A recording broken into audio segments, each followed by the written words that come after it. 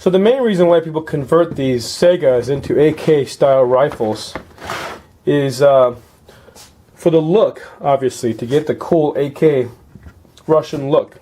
And it's one of the only ways you can buy a Russian AK without paying a ton of money to have somebody like Arsenal convert it for you. But if you don't like that pistol grip look and you want to keep it this way, like I've done here, I've done the forehand conversion and the stock conversion, which gives you some of the stylistic cues of the AK rifle. Like for example, if you're going to use this to hunt deer or something, or hog or something like that, right? And you want it to look more traditional of a sporting rifle. What people don't like is the trigger pull on the stock Saigas. It uses a transfer bar, which is really not as big of a deal as people make it out to be. The transfer bar is has a pretty light first stage, and then it goes to the second stage, and then this second stage is pretty heavy. Take the safety off. First stage, okay, stops there. Second stage, okay, and then reset, and then it's a little bit squishy between the reset and the second stage. And there's a little bit of take out in the second stage, and it breaks. So that's pretty heavy. They're not known for being accurate rifles to begin with, but that two-stage trigger really makes it tough to shoot accurately.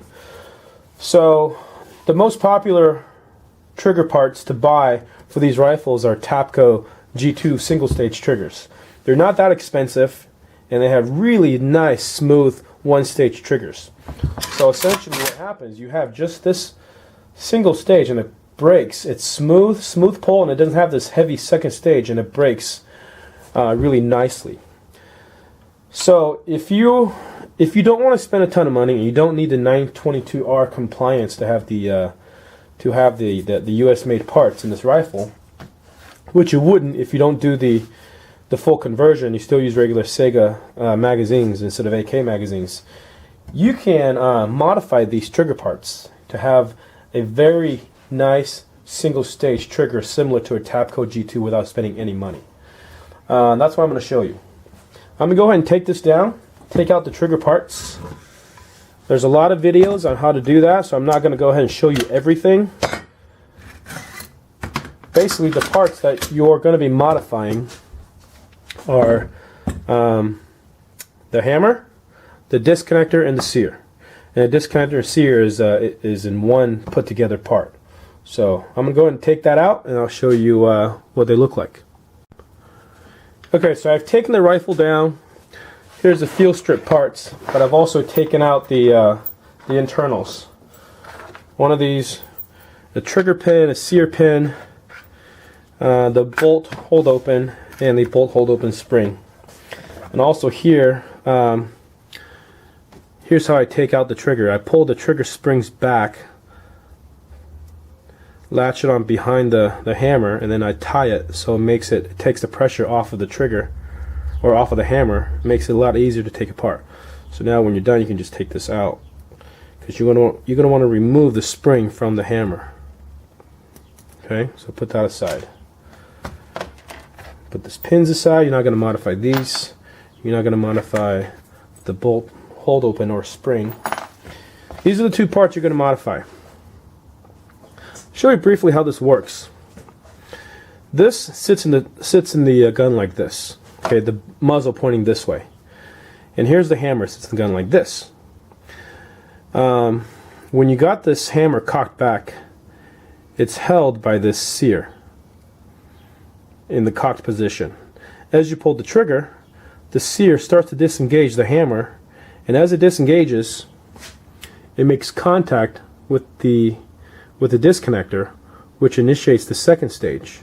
And this second stage is that really heavy pull controlled by this spring of the disconnector. You don't really want to, I mean, you can play with this spring that's in here by taking this down, but my plan is that I'm going to go ahead and shave metal down in the appropriate places so that it never engages that second stage. if it never engaged that second stage, then that's exactly what a G2 tapco G2 trigger does. It doesn't have a second stage, and it has a polished metal surface right there on the hammer and right there on the sear to make it a nice, smooth, light trigger pull. Okay, so here's that second stage that we are going to remove, and you can see where all the metal parts are touching. It's touching the hammer right there.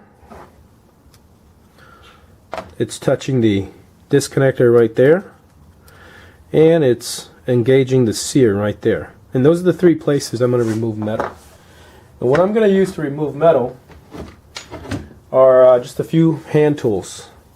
I'm going to use a file to do some of the initial work, and as I go I'm going to test to see how the fit is, and how much further I have to go.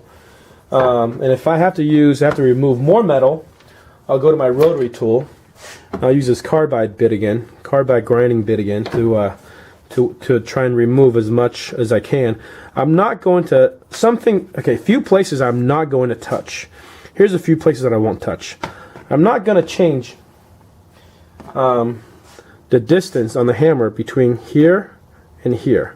I want to make sure this protrudes the same amount before and after I'm done with this mod. That's important because if I grind too much of this, or maybe any at all, when the hammer comes back from the recoil, it may not engage the disconnector, which means you could potentially have burst firing in your Saiga rifle, which you do not want. That would be illegal. Okay, so the other place that I won't do is the same, exactly where this engages.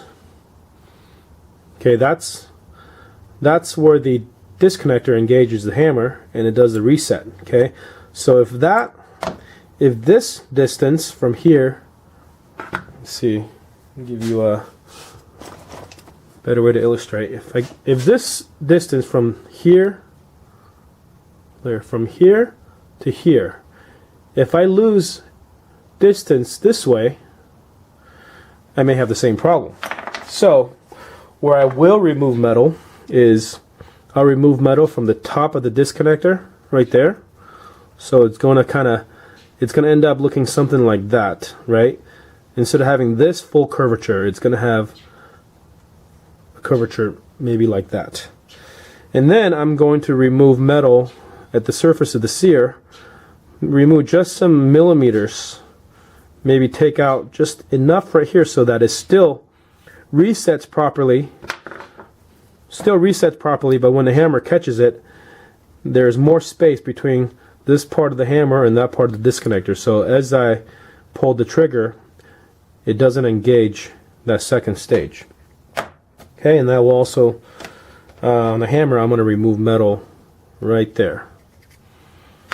Okay, in fact, this is a spare set trigger parts that I already have from one of my other Saigas that I've done the AK conversion to, and I have G2 trigger in there. Like I said, really nice, really smooth. And this is my spare. Okay, if I ever want to go back to a stock Saiga trigger, I have that to go back to. And this is the trigger, the parts of the trigger part that I've already done the conversion to, that I've already done the trigger job to. I'll give you a look of how this looks. Okay, here's the hammer. You can see this one has been modified, and this is stock. You can see the difference there. See, the one on the left is the modified hammer. The one on the right is the stock hammer. I'll give you a look this way. One on the left has that polished sear engagement surface. One on the right is stock. Here's a disconnector and sear. Hopefully you can see the difference. On top of the disconnector, the one on the left has been modified, and the one on the right is stock. See, on top of the disconnector and also the sear engagement surface. This one has been modified, this one is stock. So I'm going to go ahead and put the modified parts back into the firearm, and I'll show you what that trigger pull looks like. Okay, now I got the rifle back together with the new modified trigger parts in it. I'll show you the trigger pull now. Rack the bolt. And you can tell as I pull the trigger,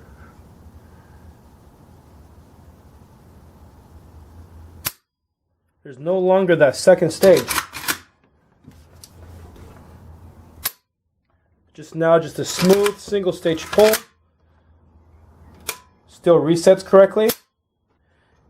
And after the reset, that pull is so soft, so light, and so crisp.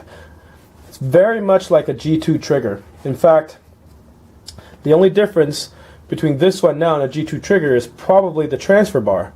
So any additional trigger pull that you might feel between this trigger and the G2 trigger can be probably just attributed to this transfer bar as you pull the trigger. Here's another pin. This is the Saiga trigger pin, and that's the transfer bar pin. These are rivets that are riveted in, so you can't really move those or swap those out. Again, that's the disconnector and sear pin and hammer pin. Again, when you pull that back, just a nice single stage smooth trigger. And here's the old parts. Once again, places you want to modify: top of the disconnector, the sear engagement surface, or the sear surface, and then the sear engagement surface, you want to polish that on the hammer, and then the disconnector engagement surface for the second stage.